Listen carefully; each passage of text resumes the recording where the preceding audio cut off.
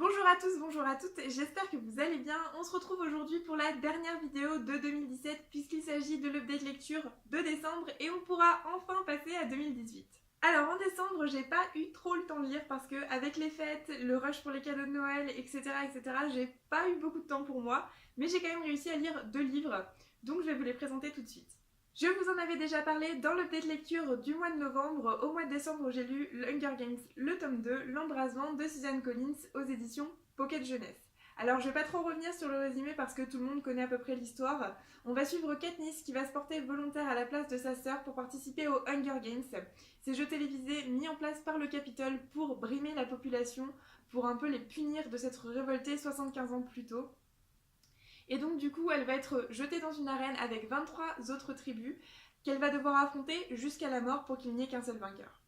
Le deuxième tome a été adapté au cinéma de façon extrêmement fidèle, voire même plus fidèle que le premier tome, puisque là vraiment j'ai pas l'impression qu'il soit sorti du scénario du tout en fait. Tout est adapté au pied de la lettre. C'est vraiment l'impression que j'ai eue en relisant les livres, parce que je vous l'avais dit, j'ai regardé les films il n'y a pas très longtemps.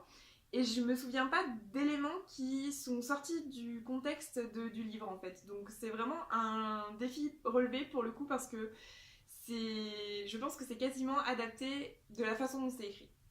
Il y a beaucoup de choses très intéressantes dans ce tome-là, et en particulier l'arène qui est vraiment très bien conçue pour le coup, qui est extrêmement intelligente dans sa création.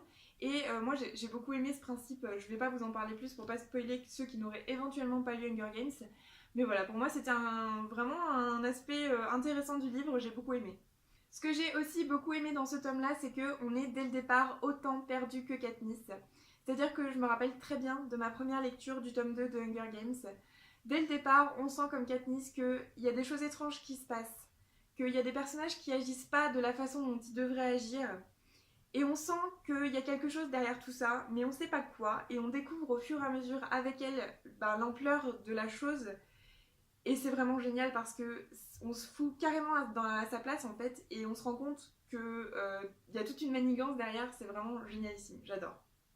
Bien évidemment, ça ne change rien au fait que je n'aime pas Katniss, mais malgré tout, Hunger Games reste une excellente lecture, je vous le conseille si jamais vous ne l'avez pas lu. Et donc le deuxième livre que j'ai lu au mois de décembre, il s'agit de KGI, le tome 7, sous contrôle de Maya Banks aux éditions Mileti.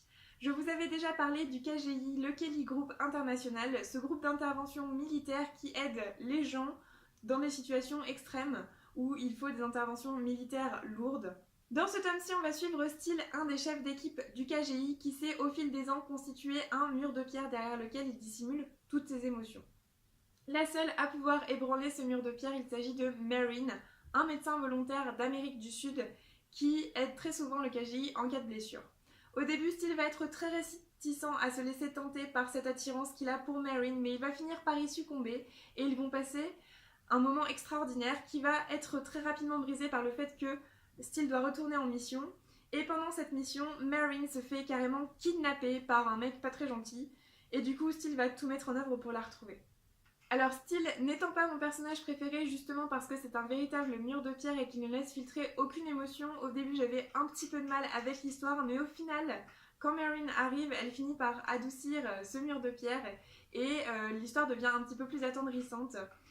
C'est vrai que c'est assez bien construit et ça marche assez bien leur histoire, donc voilà. C'est pas mon tome préféré de KGI, ça reste toujours le tome 4, mon préféré, mais je l'aime bien celui-ci.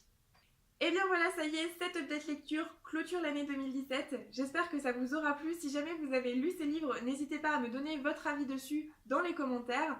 En attendant une prochaine vidéo, je vous souhaite d'extrêmement bonnes lectures et je vous dis à bientôt.